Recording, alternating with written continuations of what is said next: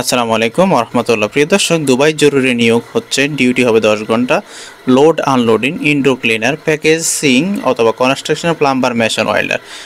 এক একটা কোম্পানির এক একটি বেতন রয়েছে। এখানে লোড আনলোডিং এবং ক্লিনার বেসিক বেতন হবে 1200, প্যাকেজিং 1000 দেরহাম হবে বেসিক বেতন, এবং কনস্ট্রাকশনের 1400-1800 পর্যন্ত সর্বোচ্চ রয়েছে। কাজের ধরনের উপর হেল্পারদের বেতন কম হবে 1200 রিয়াল, 1000 রিয়াল। তবে যিনি মিস্ত্রি রয়েছেন, হেড মিস্ত্রি, ওনার বেতন 1400 থেকে 1600 দেরহামের বেতন হবে।